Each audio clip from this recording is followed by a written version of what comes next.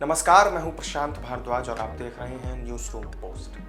News click अपनी खबरों को लेकर अक्सर चर्चाओं में रहता है, लेकिन बीते 2 दिनों से न्यूज क्लिक अपनी किसी एक खबर को लेकर नहीं बल्कि चीनी कनेक्शन को लेकर सुर्खियों में आ गया, जिसे लेकर सड़क से लेकर संसद तक हंगामा बरपा हुआ है। बीते सोमवार को केंद्रीय मंत्री निशिकांत दुबे ने जहां न्यूज क्लिक और कांग्रेस पार्टी पर जमकर हमला बोला, तो वहीं प्रेस कॉन्फ्रेंस करके केंद्रीय मंत्री अनुराग ठाकुर ने भी न्यूज क्लिक के संपादक और राहुल गांधी पर जोरदार हमला बोला। तो आइए पहले पूरा ये माजरा क्या है ये जान लेते हैं। दरअसल हाल ही में न्यूयॉर्क टाइम्स में एक लेख छपा था जिसमें दावा किया गया कि भारतीय समाचार मीडिया कंपनी न्यूज क्लिक को चीन की तरफ से फंडिंग मिल रही है और ये फंडिंग भारत विरोधी खबरें दिखाने और उन्हें प्रकाशित करने के एवज में उसे दी गई।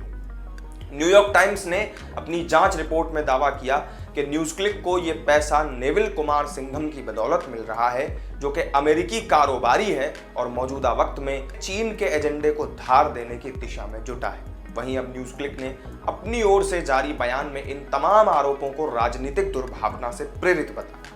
न्यूज क्लिक ने इन आरोपों को सिरे से खारिज करते हुए कहा कि हम भारत विरोधी खबरें नहीं दिखाते बल्कि सिर्फ सच दिखाते हैं।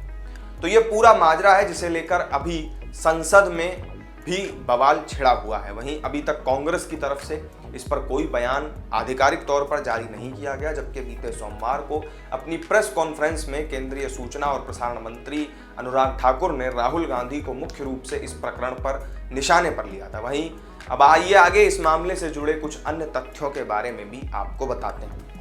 बीते दिनों न्यूज क्लिक प्रकरण को लेकर एक निजी न्यूज चैनल ने अपनी एक पड़ताल की थी, जिसमें यह सामने आया कि चीन लगातार लोन के ऐप्स के सहारे भारतीय ग्राहकों, उद्योगपतियों, छोटे कारोबारियों और कुछ आम लोगों को अपने चक्रव्यूह में फंसाता जा रहा है। मुख्य रूप से भारतीय स्वर्ण व्यापारी चीन के लुभावने झांसे में आए हैं। साल 2020 में ईडी ने खुद इससे जुड़े कई रैकेट्स का पर्दाफाश किया था। वहीं फरवरी 2021 में कॉरपोरेट मामलों के मंत्रालय के निर्देश मिलने पर ईडी ने न्यूज क्लिक के दफ्तर पर छापा भी मारा था। 5 दिनों तक ये छापेमारी उस वक्त चली थी और इस बीच कंपनी के कर्मचारियों से पूछताछ भी हुई थी। फिर इसके बाद कंपनी ने कोर्ट का रुख करके ईडी की कार्रवाई पर स्टे लगवा लिया था। साल 2022 में बेंगलुरु जोन में दर्ज की गई लगभग 25 एफआईआर ने ईडी को चीनी लोन और निवेश ऐप्स से जुड़े मनी लॉन्ड्रिंग के निशाने तक पहुंचा दिया। देनदारों और निवेशकों की तरफ से दायर कई सारी एफआईआर कॉपीज के आधार पर ईडी ने बीते साल 6 अलग अलग मामले दर्ज किए। एफआईआर के अनुसार ऐप्स के खिलाफ प्राथमिक आरोप आपराधिक धमकी, ब्लैकमेल, डेटा पर कब्जा करने और गोपनीयता में घुसपैठ करने जैसे मामले थे। इन मामलों में शिकायतकर्ताओं ने आरोप लगाया था कि उनसे 7 दिनों में 40% से भी ज्यादा ब्याज वसूला गया। जैसे जैसे जांच आगे बढ़ी, एक बड़ी साजिश सामने आई जिसमें अवैध कमाई को सफेद करने के लिए क्रिप्टो करेंसी के इस्तेमाल का खुलासा हुआ।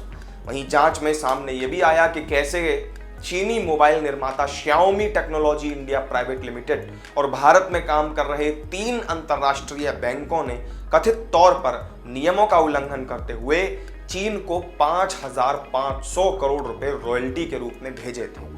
डमी निदेशकों के साथ काम करने वाली और मनी लॉन्ड्रिंग के लिए फिल्टर के रूप में इस्तेमाल की जाने वाली कम से कम 300 छोटी कंपनियों का अस्तित्व भी इस मामले में उजागर हुआ था। जांच के दौरान सूरत के हीरा व्यापारी और चीनी नागरिकों के बीच कुछ कथित संबंध भी जुड़ गए। हालांकि जांच अभी भी चल रही है। इसके अलावा जांच से चीनी मूल के लोगों, भारतीय एनबीएफसी और फिनटेक इकाइयों से जुड़े एक और घोटाले का भी पर्दाफाश हुआ, जिसमें चीनी व्यक्ति एनबीएफसी के साथ सीधे समन्वय करते थे और फिनटेक या चीनी संदर्भित कंपनियों के निदेशकों को जानकारी दिए बिना समझौतों पर दस्तखत करते थे। एनबीएफसी कर्मचारियों ने अपने कमीशन की सुरक्षा के लिए चीनी नागरिकों की साख या फिनटेक कंपनियों के साथ उनके संबंधों की जांच किए बिना उनकी मदद की थी। इनमें से ज्यादातर घोटालों और रैकेट्स में भुगतान की अवैध उत्पत्ति को छिपाने के लिए क्रिप्टो करेंसी का बड़े पैमाने पर इस्तेमाल किया गया। लोन ऐप्स की ईडी जांच में यह पता चला कि क्रिप्टो करेंसी के जरिए मनी लॉन्ड्रिंग 3 परतों में की गई। उधर दूसरी तरफ कम से कम 14 निजी कंपनियों पर अपनी इनकम 6 संस्थाओं को भेजने का आरोप है, जिन्होंने इसे क्रिप्टो करेंसी में कन्वर्ट किया।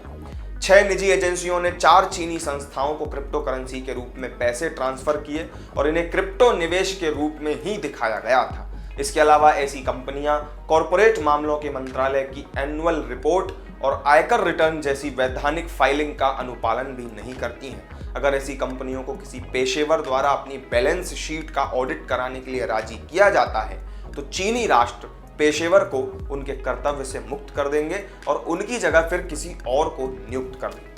तो इस वीडियो में मेरे साथ फिलहाल इतना ही। न्यूज़ क्लिक की आड़ में चीन के इस पूरे शातिर खेल के बारे में जान लेने के बाद आपका इस पर क्या रिएक्शन है, कमेंट करके हमें जरूर बताएं। वीडियो पसंद आई हो तो लाइक और शेयर कर दें और चैनल को सब्सक्राइब करना ना भूलें। फिर मिलेंगे एक नई वीडियो में नई जानकारी के साथ, तब तक के लिए दीजिए इजाजत। नमस्कार।